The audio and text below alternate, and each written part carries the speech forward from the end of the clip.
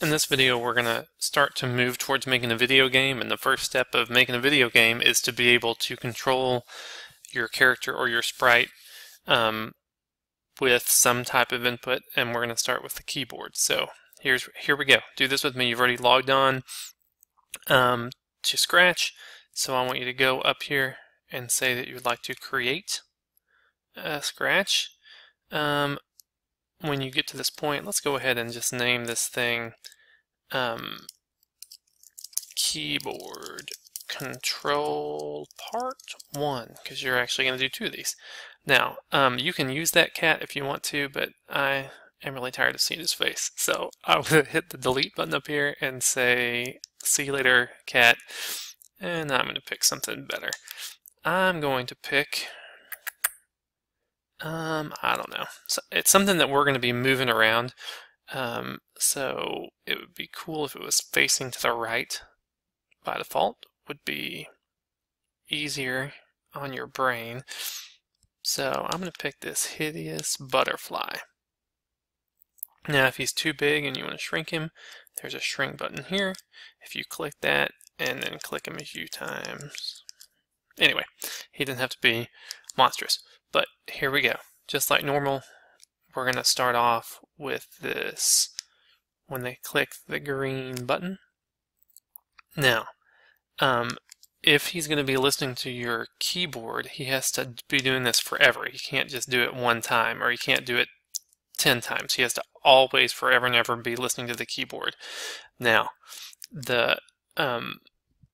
your best friend when you're trying to do this, sorry, I'm moving pretty fast. We were in events, then we went to control to get the forever block.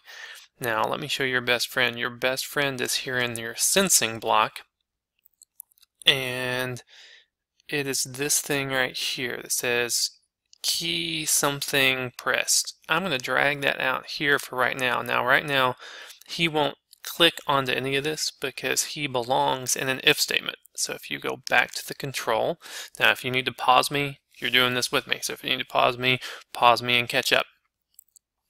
In the control, you'll see this thing called an if statement, and there are a couple different versions. An if says maybe do something. The if else says either do one thing or the other. And really what we want for this setup is we really just want the if. Maybe you'll do something. And so here it comes. I'm going to put this here. And then notice, this is bizarre, the shape here is that matches the shape of this guy. And so I can actually pick him up and drop him right there. And that says over and over and over again for all time, if they have pressed space, do something. Now I haven't told it what to do, but really what I want here is if you click that little drop down, I don't care about the space. I want to care about the up arrow. So if they press the up arrow, then what I would like for you to do, I actually need you to do 2 things.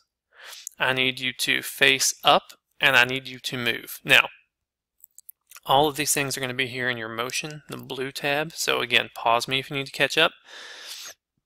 We have this going on right now, and then what I want to say is I want to, there are lots of different, I could turn by a certain number of degrees, turn left by a certain number of degrees. What I want to do is actually just point up. Now, so I'm going to take this thing, point in a certain direction. Now, 90 degrees is right, negative 90 degrees is left, and what I want is 0 to be up. So I'm going to drag this here. So if they've pressed the up arrow, then point up.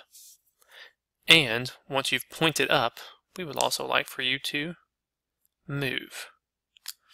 Now, so, and it's always listening for the up arrow forever and ever and ever. When it hears the up arrow, points up and moves. Now when I press this green, pause me if you need to catch up. When I press this green arrow, it's going to seem really silly because nothing's happening, because all he's doing is waiting for me to press up. Now when I press up, like I'm doing right now, awesome, he points up and moves. Now that's kind of bad because he'll eventually kind of go away. I'm going to press that stop button there to end the program, but that is right now the only button that he listens to. So I can't bring him back down. I can't do anything to him because he only listens to the up button. Now, if you wanted to make things a little less crazy, because he doesn't really reset himself. So what you could do is before he starts listening, now make sure that you put this before that forever loop, because now this, where it is currently, only happens one time. When they press green, he goes to 0, 0, then he starts listening. If you put that, so he goes, when I start it, he goes to the middle one time, and now he's listening for me to press the up arrow, which I'm doing. So make sure you don't put this in the forever loop, because that means he's forever going to 0, 0, which would be bad. Now, this only happens right now. This is gorgeous, except for it's about a fourth of the way done because it doesn't listen to any more of the arrows. Now, what we want is we want 4 more if statements that are inside of that forever block. Now, let me show you how to be lazy. We've never used this, but right up here, it looks like a stamp is the duplicate tool. If you hit that duplicate tool and come hit and then go click on that if statement, it makes another one. What you want to do is make sure you get it also, it's going to be inside of that forever, because forever and ever, you don't want anything after the forever because you'll never get there. Now the only thing is you need to make a few changes. What if they pressed the left arrow? And then if they press left arrow, what direction should you face? So you just need to change this to be a different arrow, and then you're going to change this to be a different direction, and then what you're going to end up with is you need 4 different if statements in here for each arrow so that you can drive them around the screen. Now, I'm going to let you finish that up. When you finish that up, you should be able to drive your butterfly all over the place. In the next video, I'm going to show you a different way to drive him. So finish this up, make sure you can drive your butterfly in all 4 directions, and then I'll see you in the next video.